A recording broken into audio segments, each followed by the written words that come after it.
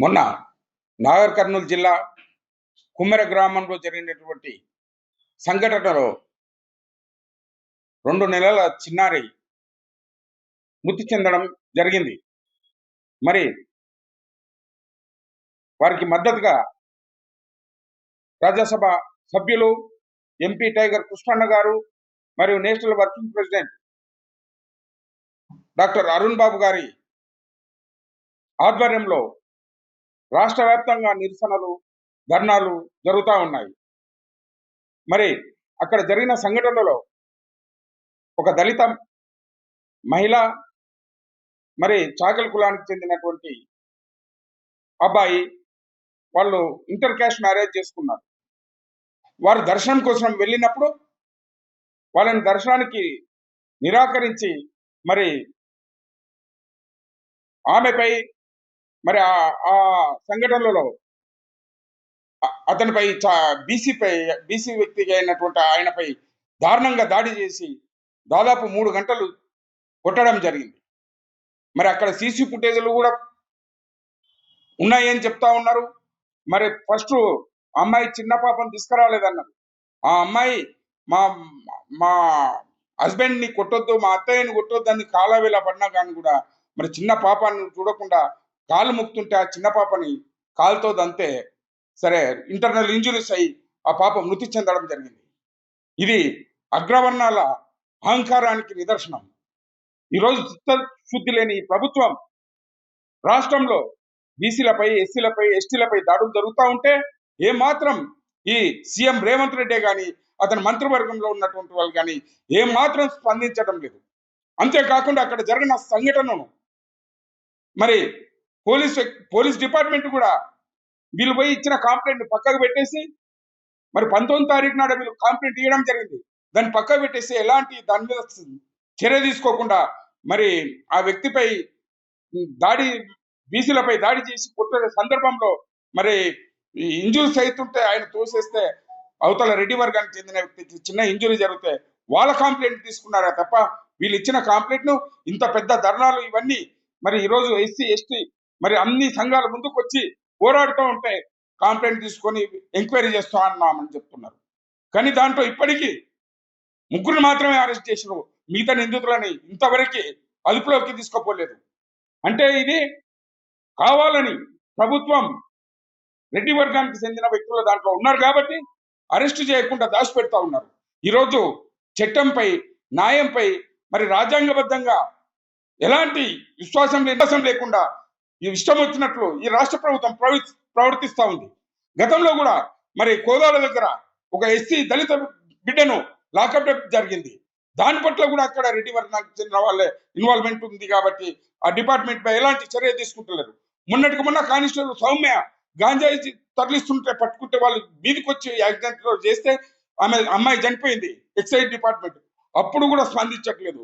మరి బీసీ వ్యక్తికి చెందిన ఈశ్వరాచారి బీసీ రిజర్వేషన్ల కోసం వర్ణిస్తే స్పందించట్లేదు.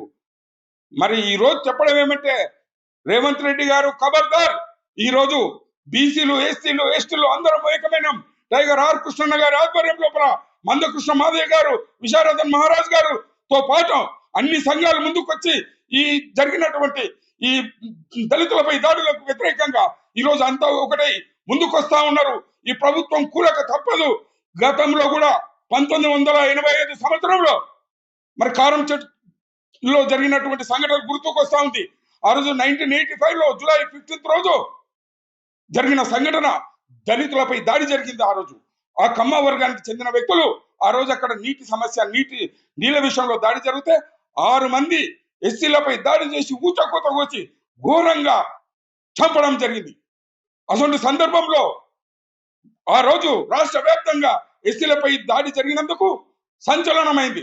అప్పుడే స్టార్ట్ అయింది దళిత ఉద్యమం అనేది. కత్తి పద్మారావు గారు దళిత మహాసభ అని పెట్టారు అప్పుడు. అంతేకాదు ఆ జరిగిన సంఘటనలో దాదాపు 150 మంది ఆ కేసులో ఇన్వాల్వ్ అయి ఉన్నారు. కమ్మ వర్గం చెందిన వ్యక్తులు దాడి చేయడం జరిగింది. ఆ గ్రామంలో గ్రామంలో 16 వార్డులు ఉంటాయి. 8 వార్డులు బీసీ, ఎస్సీ, ఎస్టీ ఉన్నారు. 8 వార్డులు కమ్మ వర్గానికి చెందిన వాళ్ళు ఉన్నారు. వాళ్ళ మెజారిటీ ఎక్కువ ఉందని వీళ్ళని ఊతకోత చంపడం వల్ల త్రాగునీటి సమస్య దగ్గర వచ్చినది చిలికి చిలికి గానవాలని కమ్మలు నరికి చంపితే ఆ రోజు జరిగిన దాడిలో జరిగినందుకు రాష్ట్ర వ్యాప్తంగా సంచలనం సృష్టిస్తే అప్పుడు మన దళితులపై సంఘటన జరిగినందుకు గాను బొజ్జ తారకరం గారు అంటే సీనియర్ మానవ హక్కుల న్యాయవాది ఆ సంఘటనకు నిరసనగా రిజైన్ చేశారు. ఆయన చేసి దళితుల పట్ల నిలబడి కొట్లాడారు.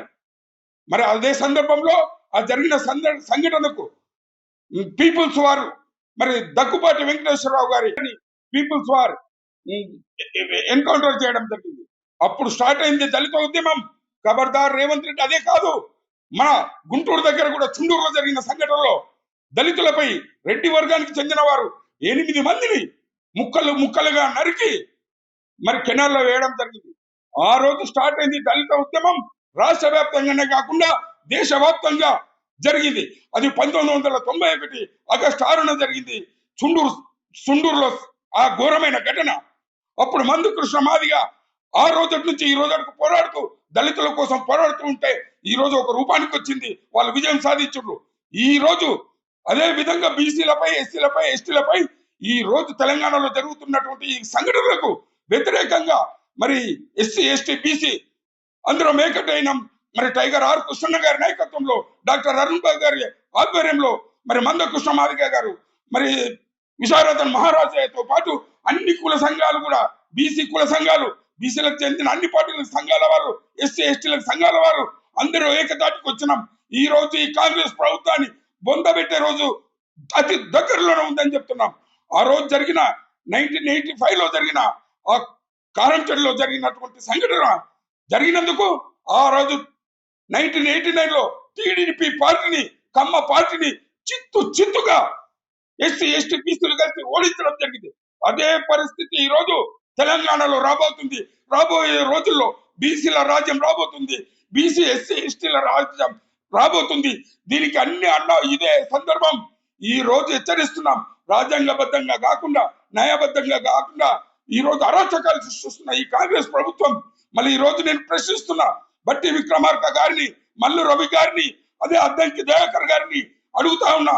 ఈ రోజు ఎస్సీలపై దాడిలో 2 ఏళ్ల పసిగుడ్డు చనిపోతే ఎలాంటి చీమ కుట్టినట్టు లేదు, స్పందిస్తలేరు మీరు.